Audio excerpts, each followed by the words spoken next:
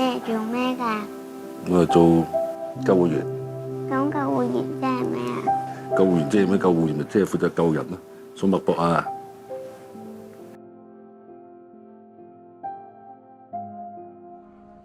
我就覺得卓韻芝小姐佢好有熱情，寫主角馬 Sir 同佢個女之間嘅嗰種關係，我初睇劇本嘅時候都觸動。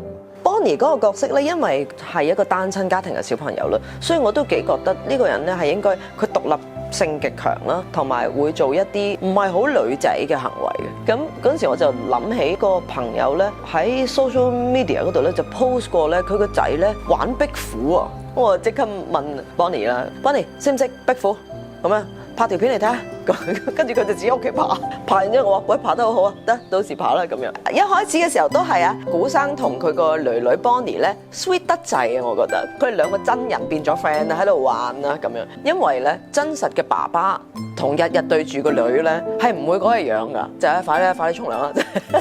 小妹妹咧係我見過最乖又最可愛嘅人之一，即係佢對啲嘢好奇，然後亦都好乖。咁快決定咗，Bonnie唔係計劃嚟嗰個人嚟㗎。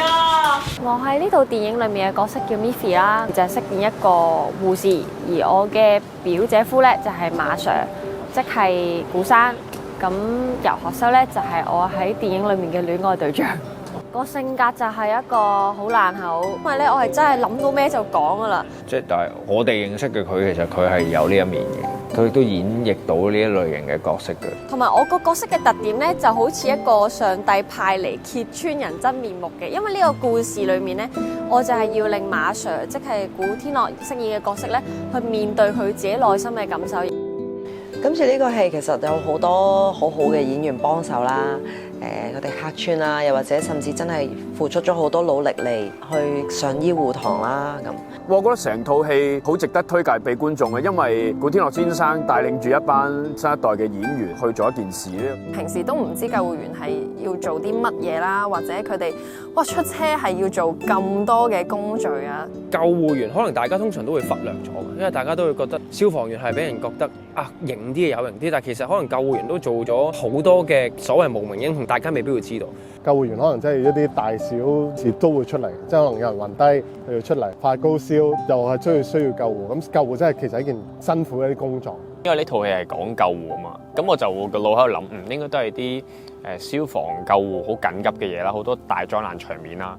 咁但係我睇嘅就係佢除咗呢啲嘅意外咧，佢背後阿馬 Sir 同個女嘅故事係好好睇。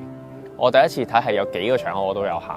劇情都同香港而家好多人諗緊嘅嘢有關，例如移唔移民啊，同埋嗰種親情，佢寫得係好細緻嘅。我自己覺得送院途中係一個人生嘅過程嚟，咁而呢個 journey 其實可能就係一個人生命裏邊嘅其中一個章節。